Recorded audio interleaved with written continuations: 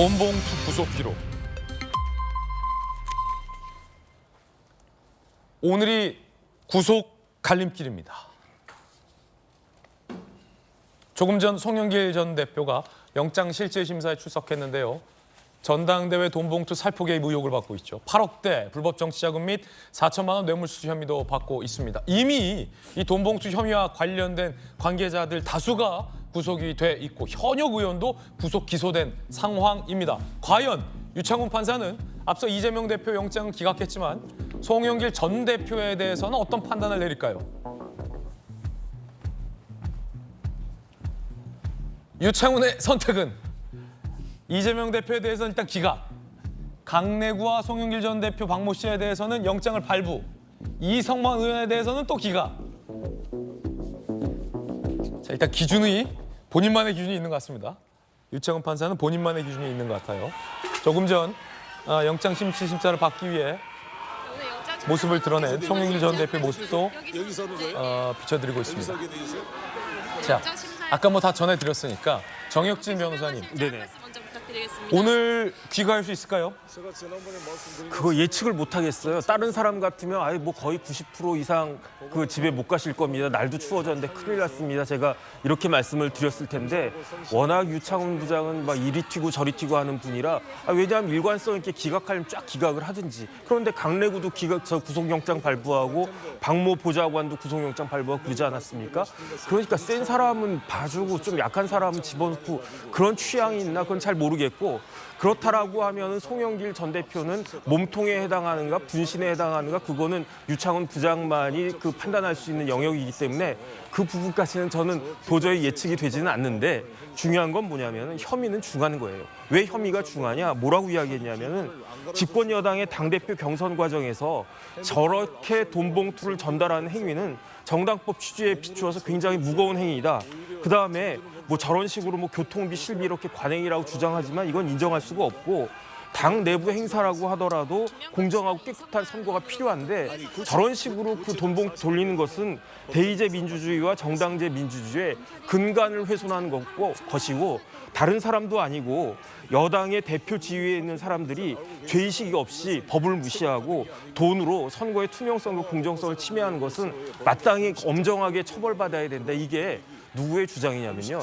제 주장도 아니고 검찰의 주장도 아니고 누구의 그 판단이냐면 법원의 판결이에요. 이 판결이 있었어요. 누구에 대한 판결인가?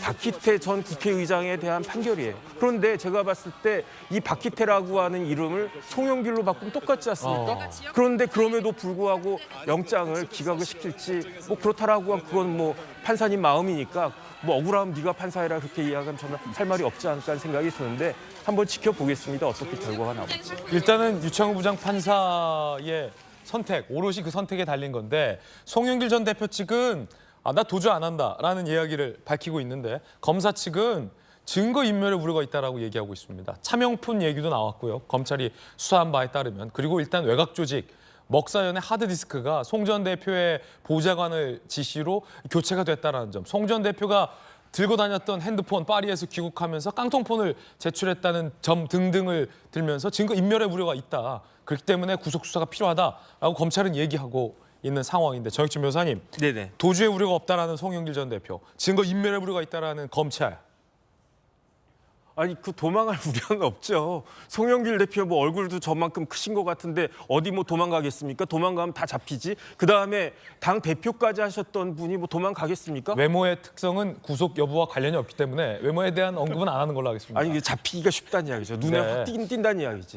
그런데 증거인멸의 염려는 사실 굉장히 많아요. 증거인멸의 염려를 표징한 가장 대표적인 게 뭐냐면은 혐의를 부인하는 거예요. 혐의를 부인하는 사람이 이게 볼펜인데 이게 있었다라고 이야기하겠습니까? 없다라고 이야기를 하지. 거기부터 이제 증거인멸의 염려가 있는데다가 여태까지 낸 것들이 다 깡통폰이고 뭐고 그런데 심지어 지금 밑에 있는 사람들이 다 자백하고 있음에도 불구하고 끝까지 난 돈 안 받았다 이렇게 우기고 있잖아요. 그러니까 여기에 대해서 만약에 진짜로 내가 돈을 갖다가 안 받았다라고 하는 것을 객관적으로 잘 이야기하면 모르겠지만 그렇지 않은 상황에서 증거인멸의 염려가 있다, 없다 이런 식으로 주장하는 것은 제가 봤을 때 말이 안 되고요.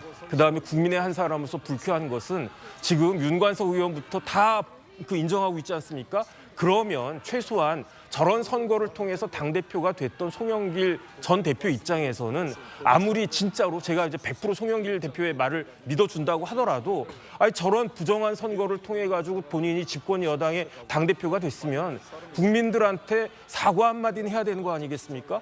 아니 뭐 검찰 욕하는 것 좋고 뭐 검찰 독재 다 좋은데 이런 식으로 선거가 아주 부정 선거가 있었다라고 하는 것에 대해서 당내 그 이상한 선거가 있었다고 하는 것에 대해서 민주당 당원뿐만 아니라 그 국민들한테 사과 한마디 해야 되는데 뭐 그런 것도 지금 경황이 없어서 그런지 안 하시는 것이 저는 굉장히 유감스럽다. 저는 이렇게 생각이 듭니다.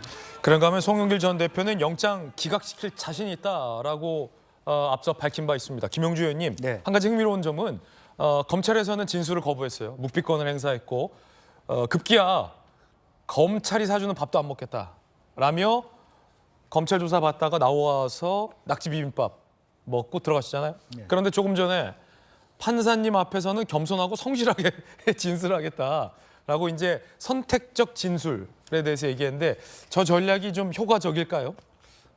전략을 떠나서 이제 뭐 공판 중심주의니까요.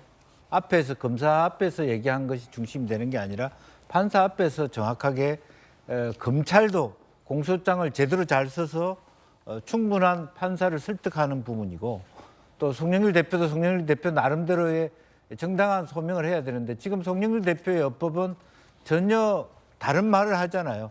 자기가 혐의로 받고 있는 것에 대한 해명이 아니고 검찰 전체가 부당하다는 얘기를 하고 있기 때문에 그런 방식으로 만약에 판사 앞에 얘기해갖고는 오늘 풀려나기는 힘들다.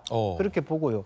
이승만 의원의 경우에는 아마 판사가 물론 똑같은 판사라 하더라도 매우 경미했다라고 하는 느낌들이 있었던 것 같아요. 여러 가지 정황 증거와 내용을 봐서 이제 그렇게 본다라면 지금 현재는 저는 오히려 송영길 대표가 풀려나오기는 쉽지 않을 것이다. 저는 그렇게 봅니다. 자, 뭐 아직 그 결과를 예단할 수는 없습니다만 과연 오늘 송 전 대표의 운명은 어떻게 될지